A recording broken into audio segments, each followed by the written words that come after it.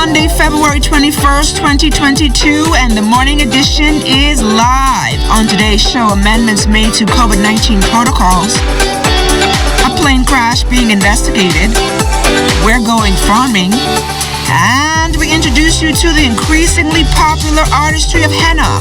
So let's start the morning off right.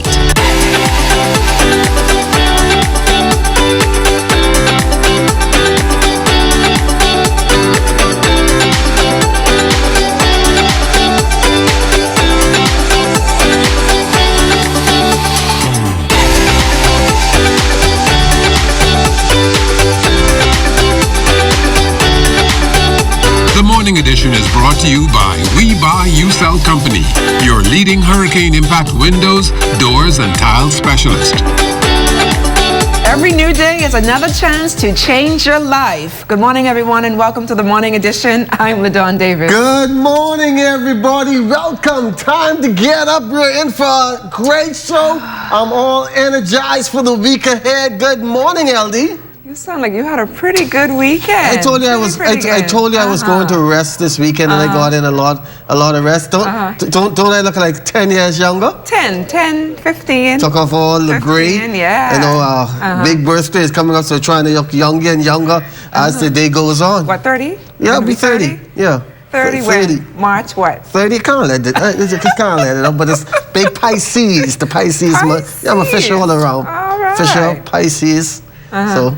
I didn't get to. So how was your weekend? I didn't get to watch the All-Star game. I fell asleep. I've not been a late bird these days. I didn't watch it either. After so much Super Bowl last week, I decided to just give my brain a rest from watching sports, and I just slept. So you just chilled with the guys? Yeah, chill with the girls, the daughters. Yeah, I chilled with those. They had me busy this weekend, so that's what I did. But we have a great show. We're talking farming again this morning. And you have a special breakfast treat this morning? Last week you challenged me that when we say eat ice cream for breakfast day, so I'm going to eat some ice cream for breakfast this morning. You have to stay tuned to the end of the show. I'll be eating that with You're going to be doing some mixing with something. I'm not going to say just yet. I want you to indulge in that as well. Please do, because you always like to shy off. And we're talking about a shy person. I also want Crystal Darling to get back here and have some of this nice breakfast I'm going to have this morning.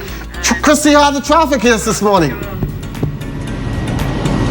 Good morning, Fisher and LaDawn, and good morning, Bahamas. We're here at the intersection of East Street and Robinson Road. And this morning, I'm with Officer Patrick Kemp. Officer Kemp, could you tell us about last night's traffic? Good morning, Crystal. Good morning, Bahamas. Let's first say this is a great day to be in the land we live in. We should be grateful. And overnight, we've had reported just over 6 accidents.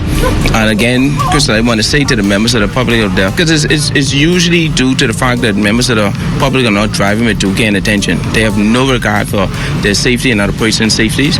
And so I want to encourage the drivers so that please pay attention while you're traveling on the street to your various destinations. Okay. And Officer Kemp, we know that this is a very, very busy area, not just for traffic, but also for pedestrians. I want to ask you about jaywalking. Is jaywalking an offense in the Bahamas? Well, you know, that's a term, an offense that's mostly abroad in the United States. However, when it concerns a pedestrian, especially when it concerns pedestrian versus vehicle, we have a term for that we use, and it's called careless pedestrian, all right? And it's a cultural thing where for years now, we just seem to cross wherever it's comfortable for us. And I want to say to the pedestrians out there, or someone who knows persons who are pedestrians, so please be careful while you're crossing the street. Try to utilize as much as possible to cross the zebra crossing, because that's there for your protection, for your safety. Okay, Officer Kemp. And we know with many accidents and just as time goes on, a lot of the signs get knocked down, a lot of the street markings get eroded. If the signs are knocked down and if the street markings are eroded, do they still apply? Certainly they do. Like, for example, at the intersections, you will notice that there's a yellow box that is being painted, and that there is to avoid traffic from blocking up the intersection. And as a reminder to the motoring public out there, it is still a fine that you can receive, which is $300 for obstructing traffic, for causing obstructing the traffic. So you want to stay out of that box. That's to let you know you're in traffic. The light is about to change. Why continue going? Remain where you are so that you do not get caught in that box, because an officer can ticket you. And an example, Crystal, to what you had asked, the law is very clear. If you don't see a sign that's erected, we still expect for you to exercise good judgment and common sense. Case in point, if the light is about to change on amber, the law says if you don't see a stop line, you do not go through that intersection, because there is no excuse for ignorance. Okay, and I have one more little question for you, Officer Kemp. We know that in this area, traffic tends to get pretty bad, especially during peak hours. If the light has changed and you are in the middle of the road and the light was green when you drove up, is that punishable? Well, it is ticketable, Crystal, because remember now, like I said it earlier, use common sense. You know you're in a heavy flow of traffic and the traffic is not moving as freely and as quickly for you to clear that intersection. If the light is about to change, even if it's on green, once there's a blockage, remain on your side of the intersection until you have some leeway to continue going. Because if you go in that box and the light changes on you, now you are part of the problem, not the solution. You will receive a ticket and face the courts for that infraction. Okay, thank you so much for that, Officer Kemp. Back to you in the studio, Fisher and LaDawn. Looking good on the outside, 73 degrees, partly sunny, winds east-northeast at 10 miles per hour. Humidity 73%. Now, a stalled frontal boundary is dissipating across the central Bahamas. Meanwhile, a strong high-pressure system is building over the area. For all areas, weather partly cloudy, mild and breezy with isolated showers. Your daytime high temperature today, 81 degrees Fahrenheit, overnight low of 68. Tuesday and Wednesday, mostly sunny and breezy in the day, 80 in the day, 70 at night. And then on Wednesday, breezy in the morning, 81 in the day, 68 at night. The Ministry of Health and Wellness releasing a series of amendments to the existing COVID-19 health protocols.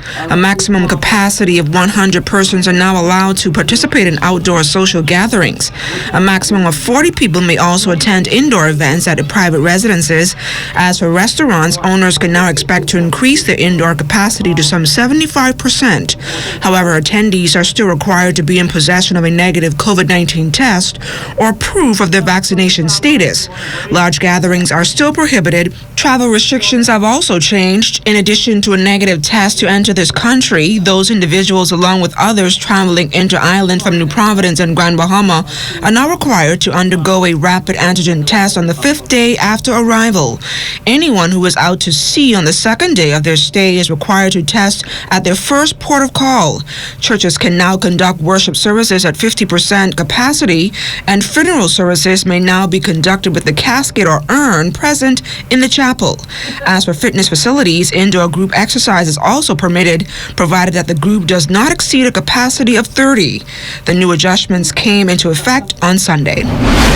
11 new cases of COVID-19 reported in the Ministry of Health's latest release, 5 here in New Providence, 4 on Exuma, and 2 in Grand Bahama.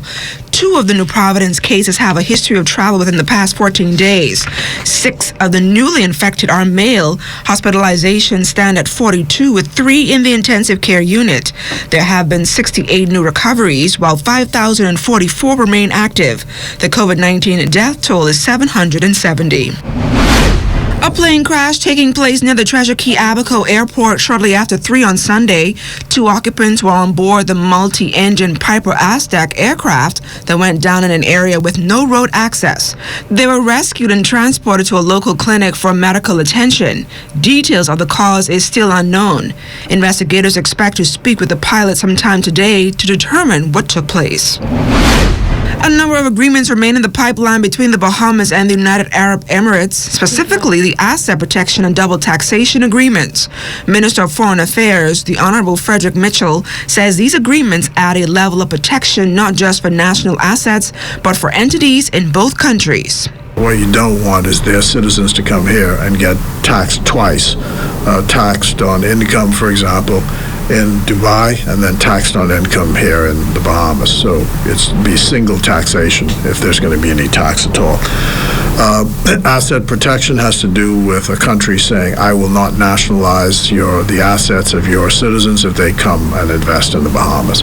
So these are protections which businessmen want, of course. And I think you get on a list of acceptable countries for investment because businessmen obviously want to know that their governments support what they're doing. More than 100 persons nominated for 17 different positions in the upcoming F&M convention. The Free National Movement Convention kicks off later this week. The convention comes almost 3 months after a special symposium held to elect a party leader back on November 27th. This time, however, the conference will look a little different. Instead of the traditional assembly at Holy Trinity Church Hall, candidates and delegates will gather at the Atlantis Paradise Island Grand Ballroom. Under the theme Forward United, honoring our past, celebrating our achievements, and charting the future, 495 delegates from out the Commonwealth of the Bahamas will come together to execute the business of the party, namely considering constitutional amendments, receive reports and resolutions, policies, and review the performance of the party in all aspects, including election of new officers. Executive Chairman of the Bahamas Agriculture and Marine Science Institute, Terrell Young, making steps to educate staff as they seek to improve the financial status of local farmers. A BAMSI team recently toured the Cisco Bahamas Food Service storage facilities on Gladstone Road. They were exposed to cutting-edge technology used to store and maintain food supply and shown how to prepare produce for export while using proper food handling techniques.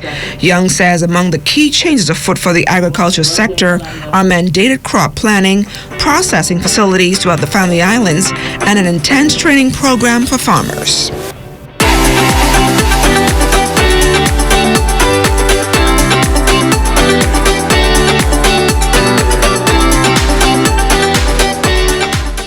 We Buy You Sell offers the best in impact windows and doors. The first line of defense in protecting your home and family with premium designs and affordable pricing.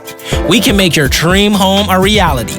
We also stock a wide variety of tiles such as porcelain, mosaic, and plank tiles. We offer the lowest rates in the country. Located at number 163 Robinson Road. Call 677-2856 or 324-6427. We Buy You Sell. Come and see us today.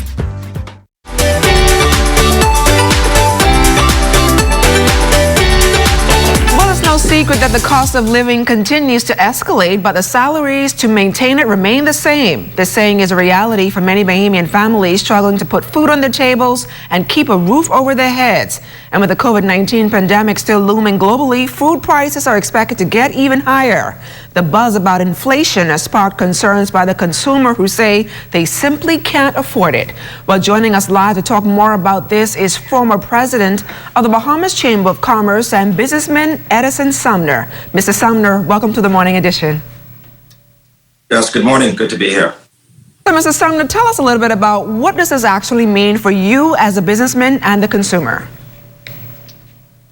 Well, when you look at it, the fact is that the prices of goods and services have been increasing for the past 2 years. And it has had a deleterious impact on a lot of businesses, especially those who are involved in the retail sector, where when you look at the cost of doing business, the cost of moving product across the globe, which has been exacerbated further by the supply chain issue, it has had a direct impact on the cost of goods in the country. But not only here in the Bahamas, this is a reality that's happening across the world. Even in the United States of America, they are complaining now about the rate of inflation in that country, and now taking measures to essentially mitigate or control the rate of inflation so that it does not become overly burdensome on the population, overly burdensome on the consumer, where we can hold prices to as an affordable price as possible so that nobody feels that they're being grossly misadvantaged. But the fact is that this is the situation, unfortunately, that we cannot control here ourselves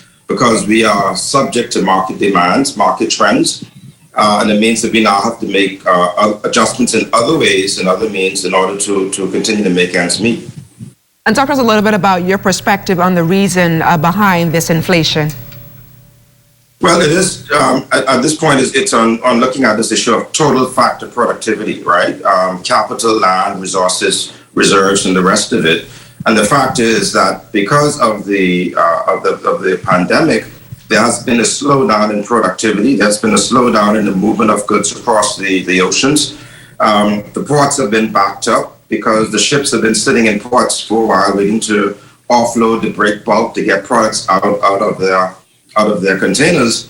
And then you look at the other just general conditions that affect inflation, right? Things to do with the cost of living, the fact that wages are not increasing congruent with the cost of the increase in inflation and the cost of living, the cost of labor, the cost of inputs.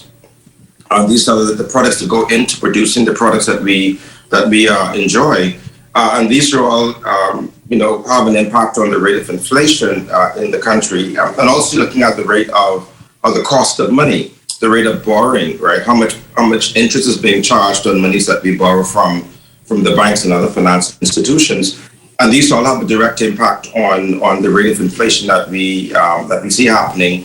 And what happens usually in the United States of America, because they are the world's leading market and certainly our largest trading partner, what we see happening in the United States often has a trickle-down effect on what's happening in the Bahamas, where we have to adjust our rates, usually in line with their rates, not pound for pound, but in line as far as the rate of increase is concerned, because we procure most of our products out of the markets in the United States.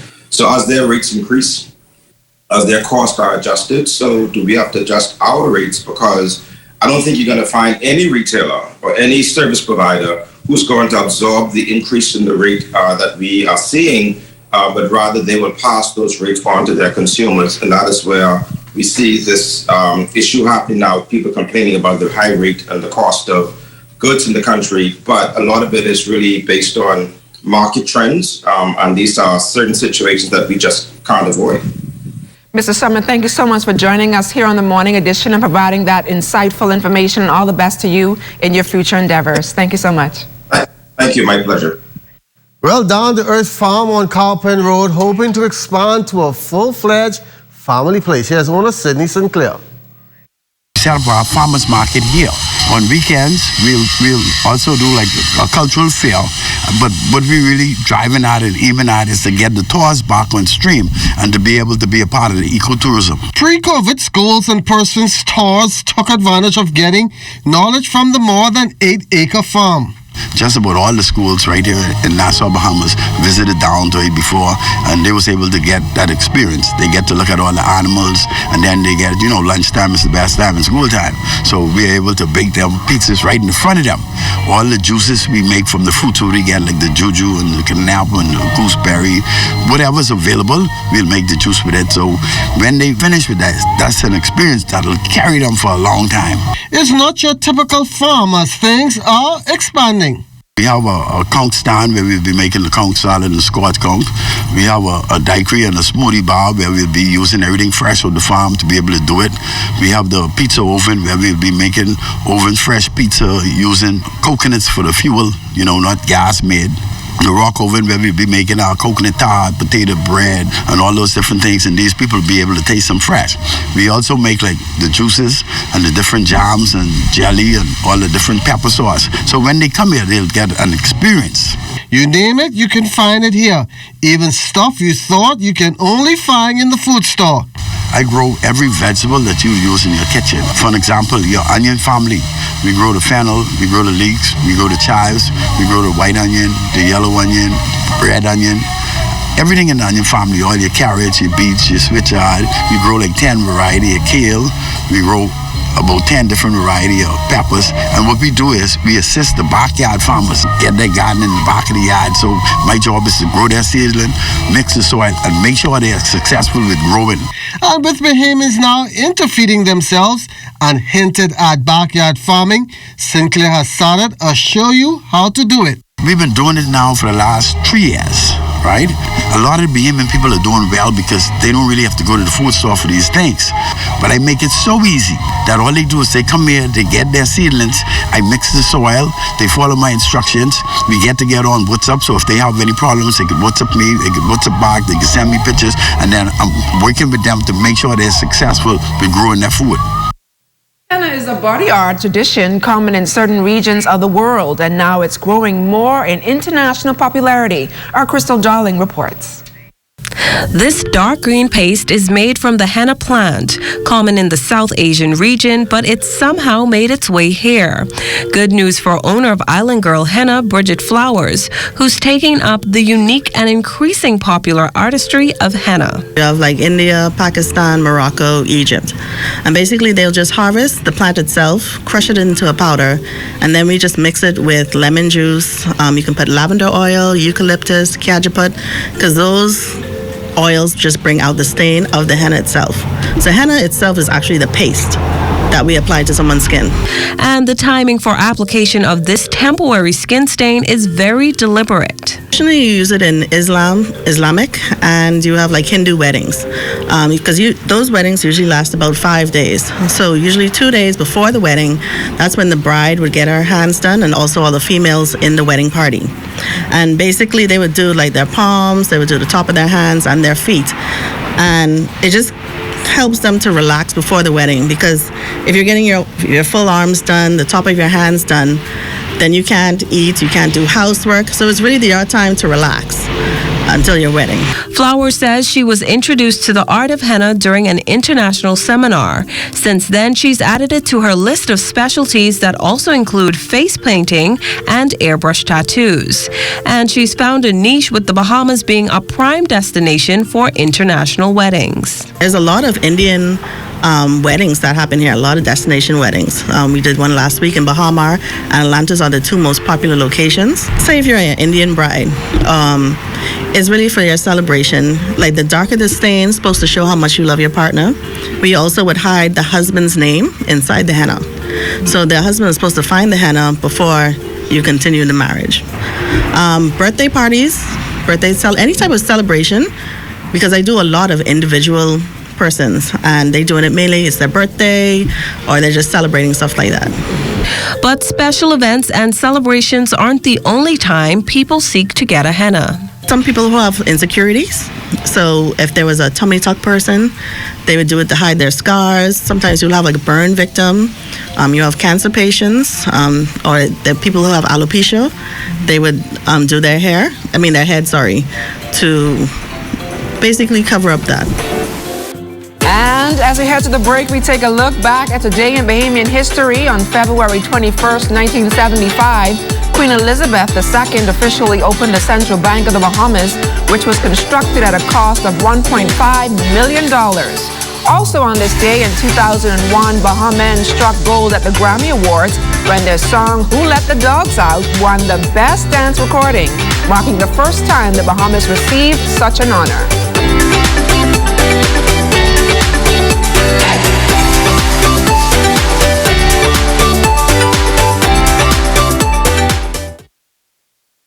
Cable Bahamas Group of Companies is celebrating women in technology. We're taking this opportunity to pause and highlight the leading ladies in information, communication, and technology who are breaking stereotypes and shattering glass ceilings. We hope you'll join us in honoring the tremendous girl power that keeps our community connected.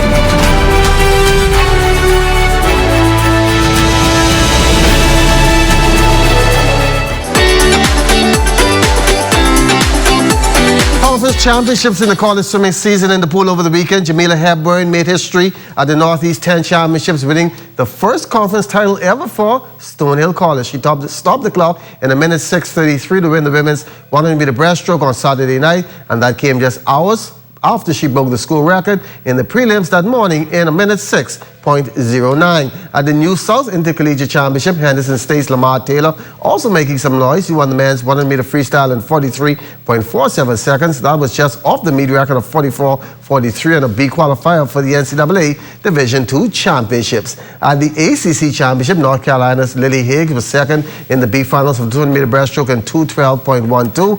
Meantime, in the men's 200-meter breaststroke, Florida Isaac Bastian won the C final in a minute 55.36.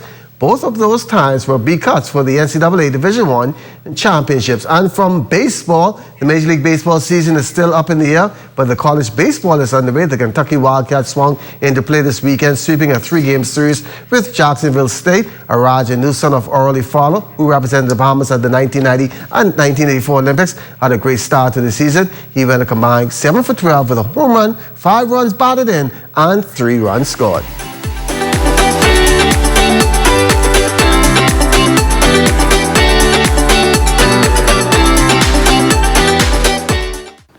Andros is the #1 bone fishing destination on our planet. Sports fishermen visit our flats every year to participate in one of the most fulfilling outdoor activities known to man, fly fishing. And guess what? It's 100% sustainable.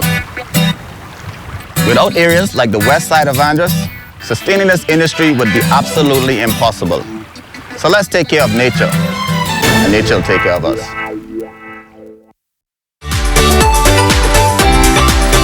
If you pass by the Marathon, Freetown, or Angliston communities on Saturday, then you may have been treated to a performance by one of the most talented youth ensembles in this country. This morning, our Antoinette Smith gives us a preview of the band and what they're all about. Once a little drummer boy himself, Police Constable Ryan Pratt now directs this 180-strong ensemble. I found it very encouraging that we have a team of officers that would take their personal time to do what they're doing with the youths. And growing up, I got attached to it.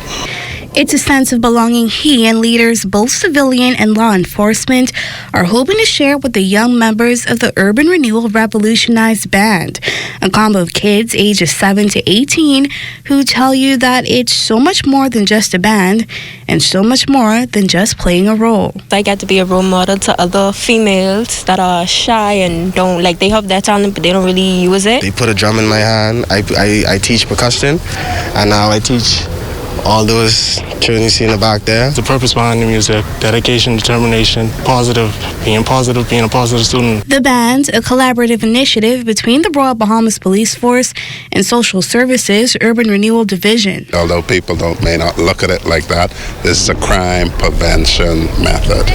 And so get the young children involved in positive activity. They won't become involved in negativity. Not only do we want to give the kids something productive to do, but we want them to know that this would not be a waste of time for their efforts. But in fact, they can reap dividends from it by getting scholarships from out of the band. The recent international awards and achievements of 10 of their very own, a testament to that fact. Just one of the many overarching goals band leaders share for their members, no matter how old or how small. Through this process, this transitional process of daily, weekly, monthly, yearly, we are going to see these young persons' lives improve, these communities build, and as a result, a reduction in crime and prevention of crime.